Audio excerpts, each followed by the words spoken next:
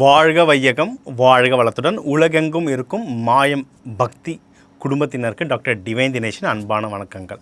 முதல்ல எல்லாருக்குமே தமிழ் புத்தாண்டு வாழ்த்துக்கள் 2026. இதுதான் ஆக்சுவல் நியூ இயர். நம்மளுடைய பழைய சிவிலைசேஷன் நீங்கள் எங்கே பார்த்தீங்கன்னாலும் நம்ம வந்து ஜனவரி 1 கொண்டாட மாட்டோம். இந்த மாதிரி அவங்கவுங்க நாட்டுக்கு ஊருக்கு கல்ச்சருக்கு ஏற்ற மாதிரி ஒரு நியூ இயர் இருக்கும். இதுதான் நம்மளுடைய ஆக்சுவல் நியூ இயர். ஸோ எல்லாருக்கும் புத்தாண்டு வாழ்த்துக்கள். உங்கள் ராசிக்கு பொறுத்தவரை ஒரு சின்ன தெளிவு ஒன்று கொடுத்துட்றேன். என்னென்னா, நம்ம வந்து பஞ்சாங்கம் படிப்போம், ஒவ்வொரு புத்தாண்டுக்கும் பஞ்சாங்கம். அதில் மெயினாக யாருன்னு பார்த்தீங்கன்னா ராஜானா குரு.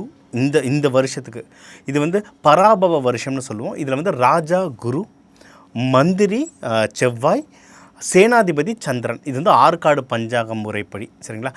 இதனால் இதில் நம்ம கவர்மெண்ட் ரூல்ஸ் அண்ட் ரெகுலேஷன்ஸில் நிறைய சேஞ்சஸ் வரப்போகுது. நம்மளுடைய உணவு தட்டுப்பாடுகள், பண பரிவர்த்தனை, போர்கள், இது சம்மந்தமாக நிறைய விஷயம் நடக்க போகுது. உலக லெவலில் நிறைய விஷயம் நடக்க போகுது. அதையும் சொல்ல போகிறேன் கொஞ்சம். மெயின் என்ன, உலகம் என்ன நடந்தால் என்ன, முதல்ல நம்ம வாழ்க்கை எப்படி போக போகுது. ஸோ அந்தந்த ராசிக்காரங்க உங்கள் ராசிக்கு என்னென்ன மெயினான விஷயங்கள், எதெல்லாம் முக்கியமான தகவல்கள், படிப்பு, வேலை, கல்யாணம், இந்த மாதிரி முக்கியமான விஷயங்கள்லாம் என்னென்ன, அதில் எதுலலாம் நம்ம கொஞ்சம் உஷாராக இருக்கணும், எதுலலாம் ஒன்றும் வீரியமாக இறங்கி செயல்படணும், இதுக்கு எந்தெந்த கடவுள் வழிபாடுகள் நல்லது, என்னென்ன பரிகாரங்கள், அதுவும் ஒரு ஜென்ரலாக உங்கள் எல்லாத்துக்குமே இதில் சொல்கிறேன். இதை கடைபிடிச்சிட்டு வர இந்த தமிழ் புத்தாண்டு உங்களுக்கு ஒரு சிறப்பான புத்தாண்டாக அமையும். சிம்ம ராசி, சிம்ம லக்னம், சூப்பராக இருக்க டைம். அஷ்டம சனி 1.5 வருஷம் புரட்டி எடுத்துகிட்ருக்கேன். ஆனால் அத்தையே நினச்சிட்டு இருந்தால் அடுத்த வேலை என்ன ஆகிறது. அப்போ இந்த விஷயம் எனக்கு வந்து நல்லா இருக்குன்றத பார்த்து அதை கிளிக் பண்ணிங்கன்னா ஜெயிக்கிறது கண்டிப்பாக உறுதிங்க, சரிங்களா? ஃபஸ்ட்டு நம்மளுக்கு வந்து கௌரவம் முக்கியம். சிம்ம ராசி சிம்ம லக்னத்துக்கு வந்து கௌரவம், மரியாதை ரொம்ப ரொம்ப முக்கியம். அந்த கௌரவம் மரியாதை வந்து ஒன்று நம்ம நடந்துக்கிறதுல இருக்குது, இன்னொன்று நம்ம கையில் இருக்கிற பணத்தை பொறுத்தும் இருக்குது. பணம் இருந்தால் வேறு நிறைய முக்கால்வாசி கௌரவம் வந்துடுங்க. அந்த பணத்துக்காகவே நம்மக்கிட்ட கொஞ்சம் தாழ்வாக இது பண்ணுவாங்க. அந்த பணம் தான் இந்த 1.5 வருஷத்தில் நம்மகிட்ட தீந்து முடிச்சிட்ருக்கோம், சரிங்களா? அதை திருப்பி சம்பாதிக்கிறதுக்கான பர்ஃபெக்டான டைம். நீங்கள் வேலையில் இருந்தாலும் சரி, பேசி ப்ரமோஷன் வாங்குங்க, முடியலையா அட்லீஸ்ட் சேலரி ஹைக்காவது வாங்குங்க. ஏன்னா இந்த 1.5 வருஷத்தில் நம்மளுக்கு ஒன்றும் கொடுத்துருக்க மாட்டாங்க. பேசி வாங்குங்க, அது வந்து நீங்கள் தாராளமாக ஜெயிப்பீங்க. இது ஒன்று.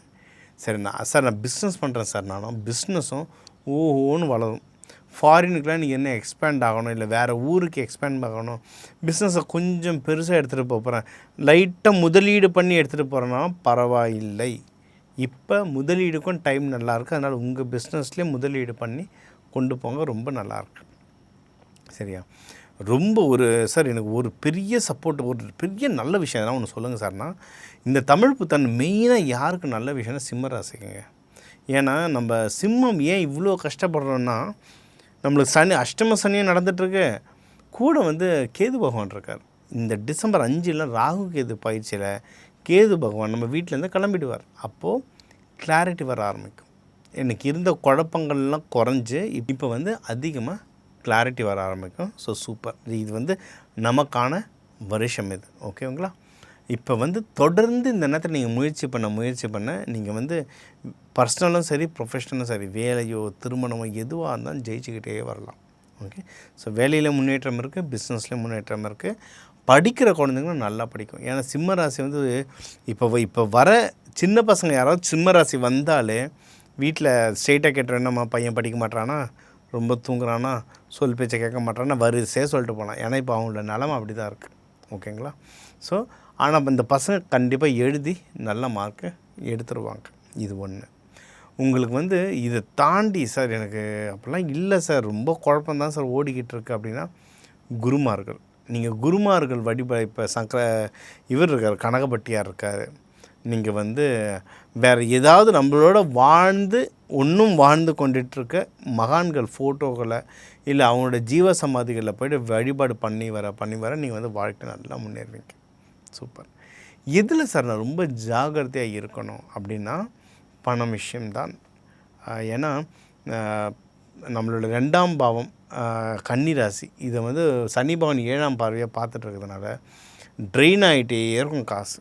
கையில் காசு தங்க வைக்கிறது ரொம்ப கஷ்டம், ட்ரெயின் ஆகிட்டே இருக்கும். அதனால் யாரை கொடுக்குறீங்க, யாருக்கு வாங்குறீங்கன்றதை கரெக்டாக எழுதுங்க. வீடோ வெளியவோ எதுவாக இருந்தாலும். இதில் ரொம்ப முக்கியம் என்னென்னா, முடிஞ்ச அளவுக்கு கடனே வாங்காதீங்க. கடன் வாங்காமல் கொண்டு போங்க. ஏன்னா நம்ம கௌரவம் முக்கியம். சிம்ம ராசி லக்னக்காரங்களுக்கு கௌரவம் முக்கியம். கடன் வாங்கிடாதீங்க. அடைக்கிறது ரொம்ப கஷ்டம், பேர் கெட்டுரும். அதை விட ரொம்ப முக்கியம், யாருக்கும் கடனை கொடுத்துடாதீங்க. திருப்பி வாங்குறதுக்குள்ளே போதும் ஆகிடும். அது இப்போ நம்ம இருக்கிற நிலமையில் யார்கிட்டையும் சண்டை போடுற மாதிரியோ குரலை உசத்துற மாதிரியோ இல்லை. கொஞ்சம் அமைதியாக போயிட்டுருக்கோம். அதனால் முடிஞ்ச அளவுக்கு யாருக்கும் கடன் கொடுக்காமல் இருக்கிறது அதுவே ஒரு பெரிய சிறந்த பரிகாரங்களாக உங்களுக்கு அமையும். சரிங்களா? இது ஒன்று. அடுத்து நீங்கள் எதனா இன்வெஸ்ட்மெண்ட் பண்ணணும்னா தாராளமாக பண்ணலாம். வண்டி வாங்கணும், லேண்டு வாங்கணும்னா தாராளமாக பண்ணலாம். திருமணத்துக்கு டைம் நல்லா இருக்குது. நம்ம போன தடவையே சொன்ன மாதிரி தான், கரெக்டான மனுஷால கூட வச்சுக்கோங்க. என்ன தான் நம்ம சிம்ம ராசி லக்னமாக இருந்தாலும் நம்ம நம்மளுக்கு திருமணம்னா பெரியவங்க தான் எடுத்து நடத்தணும். ஸோ கரெக்டான மனுஷால கரெக்டாக கூப்பிட்டு போனீங்கன்னா நடக்காத திருமணத்தை நடத்தி வைப்பாங்க. சொதப்பனான ஆளுங்களை உள்ளே கூப்பிட்டு போனீங்கன்னா குழப்பி விட்டுருவாங்க. அதனால் திருமண விஷயத்தில் கொஞ்சம் ஜாக்கிரதையாக இருங்க. ஏற்கனவே கல்யாணம் ஆனவங்க, சார் கொஞ்சம் பேச்சுவார்த்தை இல்லை சார், அதான் அவருக்கும் டைம் டஃப்பாக இருக்குது. இதில் ஒய்ஃபுக்கும் இப்போ நிறைய சிம்மராசியோடைய ஒய்ஃபுங்களுக்கும் பார்த்திங்கன்னா 7 சனி நடந்துகிட்ருக்கும். அது அப்படி தான் அமையும். அவங்களுக்கும் டஃப்பாக இருக்குன்னா நீங்கள் ஒன்று வீட்டில் லக்ஷ்மி நரசிம்மர், அதான் லக்ஷ்மி தாயாரோடு இருக்கணும், லக்ஷ்மி நரசிம்மர் ஃபோட்டோ வச்சு நெய் தீபம் போட்டு தினமும் வேண்டுங்க. சூப்பராக உங்களுக்கு ரிசல்ட் வரும். ஆஃபீஸையும் ஜெயிக்கணும்னா கொஞ்சோண்டு கோதுமையை ஒரு பேப்பரில் மடித்து எப்போயுமே பாக்கெட்டில் வச்சுக்கோங்க. உங்களுக்கு சூரிய சக்தி அதிகமாகிக்கினே இருக்கும். ஸோ வழிபாடில் லக்ஷ்மி நரசிம்மர், சத்யநாராயணா, சிவன் அம்பாவை வச்சு வழிபட இந்த தமிழ் புத்தாண்டு உங்களுக்கு ஒரு சிறப்பான புத்தாண்டு அமையும். இப்போ இந்த தமிழ் புத்தாண்டு ஏப்ரல் 14 தமிழ் புத்தாண்டு பராபவ வருஷத்துக்கு எப்படி இருக்குன்றதை நம்ம சொல்லியிருக்கோங்க. சரிங்களா? அது சொல்லி 12 கோடி தமிழர்கள், ஒரு ராசிக்கும் ஒரு கோடி பேர், இவங்க எல்லாருக்குமே பொதுவான விஷயங்கள்லாம் சொல்லியிருக்கேன். எப்படி வாழ்க்கை இருக்கும், பணம் எப்படி இருக்கும், வேலை, பிஸ்னஸ், உங்கள் திருமணம் பற்றி, உங்களோட ஹெல்த் விஷயங்கள் பற்றி, ஃப்ரெண்ட்ஸ் யார் உங்களுக்கு ஹெல்ப் பண்ணுவா, யார்கிட்ட ஜாக்கிரதையாக இருக்கணும், இதெல்லாம் பொதுவாக சொல்லியிருக்கேன். உங்களுக்கு ஒன்றும் அக்யூரேட்டாக எனக்கு தெரியணும் சார். ஏன்னா நிறைய பேர் நான் லாஸ்ட் கமெண்ட்டெல்லாம் பார்த்தேன். இப்போ ரிஷபத்தில் மாந்தி இருந்தால் என்ன பயன், இதெல்லாம் கேட்டீங்க. இதான் ஒவ்வொரு ஜாதகம் பொறுத்து நிறைய மாறுங்க. சரிங்களா? நீங்கள் உங்கள் ஜாதகத்தை கொடுத்து ஒரு கன்சல்டேஷன் எடுத்துக்கிட்டிங்கன்னா இன்னும் தெளிவாக இதில் நம்ம சொல்லலாம். இன்னொன்று, இப்போ அடுத்தடுத்து நம்மளுடைய இன்டர்வியூஸ் பலன்களில் நான் கொஞ்சம் சயின்டிஃபிக்காக எடுத்துகிட்டு போகிறேன். சரியா?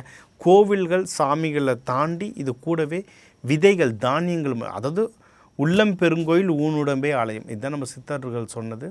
நம்ம கோவில் கலசத்திலே தானியங்கள் வைக்கிறோம். அப்போ அந்த தானியங்களை நம்ம உடம்பில் வச்சுக்கிட்டால் எப்படி நம்ம உடம்பையே கோவிலாக மாற்றுது. அது தானியங்கள் வச்ச பயிற்சிகள், கலர்ஸ், அரோமான்னு சொல்லணும். எதுக்கு ஆண்டவனுக்கு பூ போடுறோம், எதுக்கு வாசனையாக இருக்கிற பூவாக போடுறோம்? காகித பூவையும் போடலாம்ல, ஏன் மல்லிகை பூவாக போடுறோம்? ஏன் அந்த வாசனை எதுக்கு? துர்கைக்கு எதுக்கு நம்ம அரளிப்பூ போடுறோம்? இந்த மாதிரி இதெல்லாம் அரோமா தெரப்பியில் வரும். இந்த மாதிரி நிறைய விஷயங்கள் சயின்டிஃபிக்காகவும் ஸ்பிரிச்சுவலாகவும் கலந்து நிறைய பரிகாரங்கள் நம்ம சொல்ல போகிறோம். இதெல்லாம் கேட்டு ப்ராக்டிஸ் பண்ணி ரிசல்ட் எடுத்து கமெண்ட்டில் போடுங்க. உங்களுக்கு நிறைய டீட்டெயில்ஸ் வேணும்னா என்னை தாராளமாக காண்டாக்ட் பண்ணுங்கள். என்னால் என்ன முடியுமோ அதை நம்ம கன்சல்டேஷன் உங்களுக்கு கொடுக்கலாம். இந்த தமிழ் புத்தாண்டு உங்கள் எல்லாருக்கும் சிறப்பாக அமையறதுக்கு எல்லாம் வல்ல அண்ணாமலையாரையும் உண்ணாமலை தாயும் வேண்டிக்கிட்டு உங்களிடம் வாழ்த்து பெறுவது உங்கள் டாக்டர் டிவைன் தினேஷ். வாழ்க வளத்துடன்.